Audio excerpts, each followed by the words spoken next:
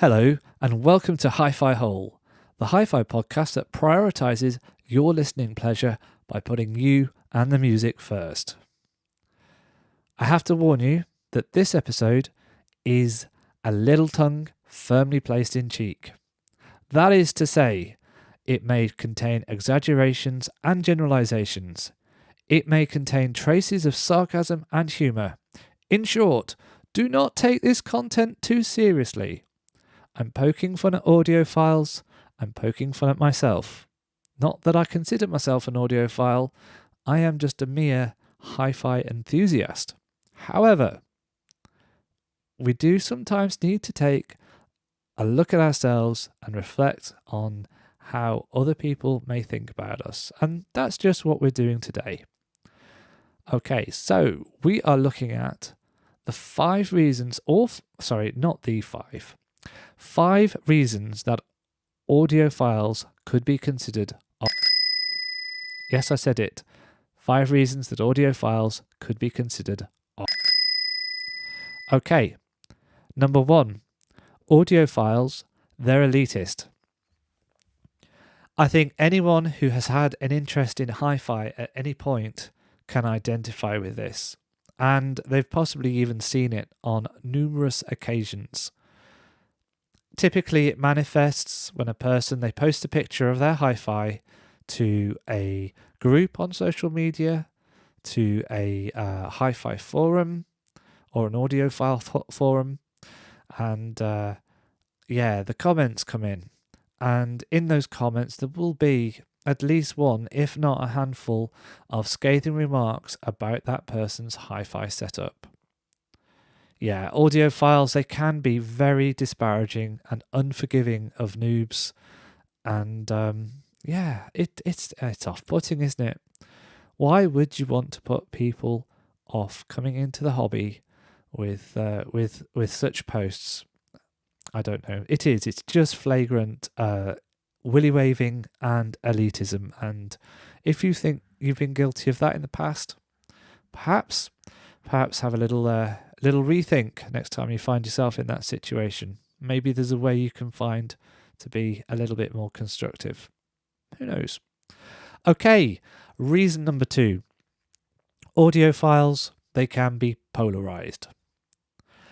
There are some things in hi-fi where seemingly there is no middle ground. There are vociferous camps obsessed with, for example, specifications, measurements, a particular type of media, so that could be vinyl or reel-to-reel tapes. And for each of those camps, there will be another at the other end of the spectrum. Those, for example, who think specifications are irrelevant or that measurements are unhelpful because they have no bearing on the way we perceive sound. There's often no room for pragmatism in discussions. You know, it's difficult to actually have a foot in both camps or a view that carves its way down the middle. Yep, it's either one thing or the other. And some audiophiles in these camps, they view audiophiles in the other camps as heretics. They don't take them seriously. It all gets a little bit personal sometimes. And the rest of us, including those of us who are mere hi-fi enthusiasts, we get caught in the crossfire.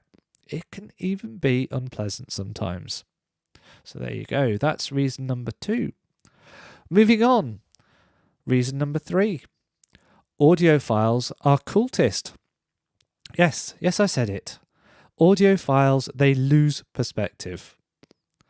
They don't understand normal people who struggle to justify spending thousands of pounds on hi-fi gear.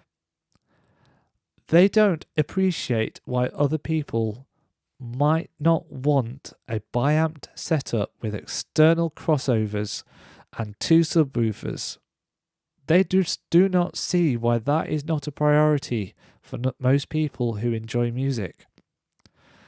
Some audiophiles live in a world where a person's status or self-worth can be determined by the hi-fi system they own. Or systems, plural.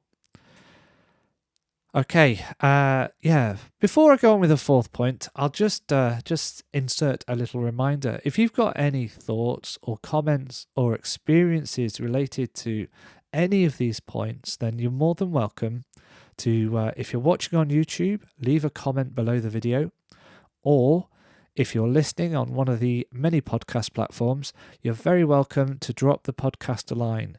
You can do so via email. It's hi-fi-hole@biscuit.ninja. That's hi-fi-hole@biscuit.ninja. You can also contact the podcast via Blue Sky, either mentioning or DMing at hi-fi-hole.bsky.social. I would love to hear your points of view, and you never know, you might find, with your permission, I share them on the show. Right, moving on quickly. Reason number 4. Audiophiles can be socially inept. Indeed, I do count myself in that category. My social skills are not the greatest, and I will be honest about that. But I do try and challenge myself to do a little better. I can't say I often or always succeed, but I do try. However, there are some audiophiles, and I think this to be a tiny minority, but you do come across them, where they are perhaps even more socially inept than the average audiophile. For example, they will answer audio advice questions completely ignoring the perspective of the person asking the question. This kind of relates to the last point a little bit, but it's not appropriate to suggest when somebody asks an audio question and raises a specific problem that they spend thousands of pounds on particular gear, or go to ridiculous lengths like setting up a dedicated listening room and raising the cables up off the floor. But those are the kind of answers you sometimes see. Sometimes audiophiles will unfairly criticise, or even falling into a camp where they are actually trying to be incredibly helpful, but they overwhelm the person asking the question with jargon. Yeah, it's really important to be mindful of who is asking the question and what their perspective might be. Another way in which audiophiles can be socially inept, and that is how immensely boring they can be from the perspective of the non-audiophile people in their lives. Talking endlessly about their systems, their upgrades, their DACs, their interconnects, power conditioners. They lose people, don't they? They don't realise that the people they're talking to do not have the same context as them, and very quickly lose them in detail that those poor people cannot comprehend. How many of you have been on the receiving end of that type of conversation? I know I have. Audiophiles, read the room, do better. Okay, last and final point. Number 5, audiophiles are naive. Or at least there are plenty of companies out there marketing hi-fi equipment and accessories who believe audiophiles are naive. And I think there must be a proportion who are, for these companies to still be around in some cases, or keep coming back from the dead in other cases. What do I mean? Well, I'm talking about products that, like cable risers, that allegedly reduce static and vibration. Does anyone remember those 2-inch or 5-centimeter discs that marketed to audiophiles, which they could stick on their walls to control or reduce acoustic energy? Yeah, I mean, that does not make sense. And I think as soon as you give it any critical thought, doesn't stand up to scrutiny. But hey, listen to your ears. Listen with your ears. Use your ears. Let your ears do the talking. Yeah, along that sort of line, we've got these expensive quartz and obsidian crystals that can be used to absorb vibration, produce negative ions, or emit infrared radiation to purify sound. And again, the science does not stack up. Yes, there is some evidence there, but not at audio frequencies and not with the amount of energy that a hi-fi system produces. No, it doesn't add up. And this one particularly gets my goat. Audiophile grade networking products like network switches and Ethernet cables. These products, they have absolutely no effect on how data packets are delivered, thanks to the technologies and protocols that are already employed in their non-audiophile counterparts. If you have a network problem that is affecting the reproduction of your music, audiophile grade components are not going to resolve that problem. You have a fault. Ethernet cables are already balanced. Their connectors, they're already galvanically isolated. Get the correct category of Ethernet cable and it's already RF shielded. The protocols themselves ensure data consistency. And for those that don't, as I said, no amount of audiophile magic is going to resolve the problem. If you've got buffering and timing issues, you've got packets delivered out of sequence, then you have something wrong with either your internet connection if you're streaming. It could even be, actually, for a transient problem, it could be at the streaming platform's end. They may be suffering a DDoS attack. Who knows? But, changing your Ethernet cable at home is not going to have any bearing on any of that. Okay, moving on. Please excuse my rant. Gold-plated optical cables.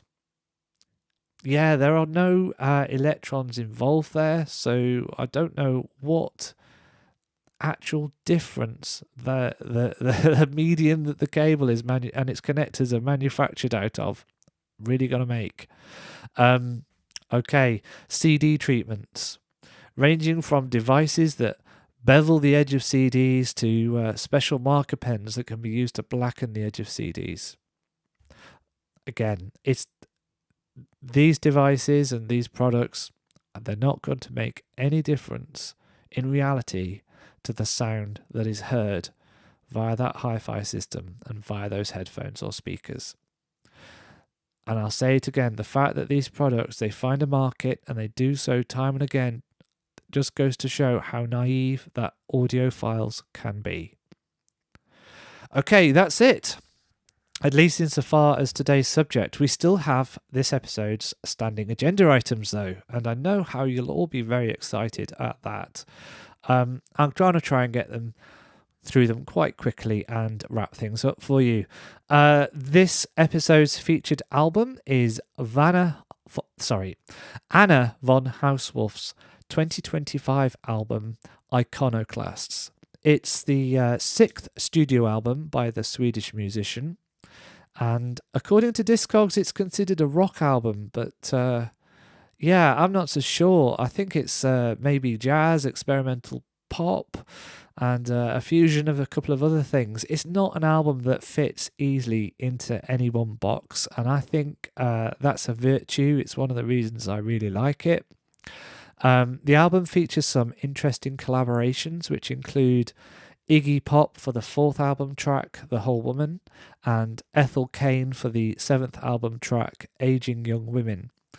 I think there's something for everyone in this album. There's and in terms of the array of instruments supporting instrumentalists, we've got horns, there's sax, there's clarinet, there's of course the vocals, we've got organs, drums, guitars, violins, woodwind instruments, and I've got to say there's also Anna's trademark church organs. It is an album that takes a good few listens to fully appreciate. There's delicacy and detail, but also strength in its composition. To me, the album seeks to explore the depths of pain and anguish, but also the comfort that comes in healing, recovery, and love. Yeah, if you haven't already made time to listen, this one comes highly recommended. Okay, on to the second standing agenda item.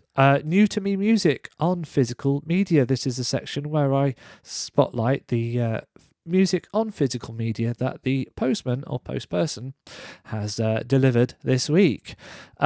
Just one vinyl long playing record, and that is a 2024 repress of David Bowie's The Rise and Fall of Ziggy Stardust and the Spiders from Mars. It was originally released in 1978. I think Starman and Suffragette City are probably my favourite tracks. I'm going to say I don't think this is one of the great, and I know some people will strongly disagree. I don't think it's one of the greatest albums in the world. I think David Bowie is quite honestly overrated, but there's a lot of nostalgia in this one for me. So yeah, it was a definite buy. It's been on my list for a long time, and it's nice to actually have it and be able to listen to it. Right, standing order. Standing agenda item number 3. There isn't a number 3. I have got no hi-fi and gear updates for you this week. Okay, this has been Hi-Fi Hole. Thank you for joining me, particularly if you've followed along for the entire episode. You'll notice I've made another couple of changes to try and improve the production values. I don't think Johnny Darko has anything to worry about yet, but let me know if you've got any hints and suggestions. I'll also take those. I may be trying to do something to improve the videography for the YouTube videos in the not too distant future. May look at camera lighting, I guess. If you want to see that happen, then please show your support. Right, this is myself signing off and looking forward to catching up with you next time on Hi-Fi Hole. In the meantime, enjoy the music, enjoy the listening.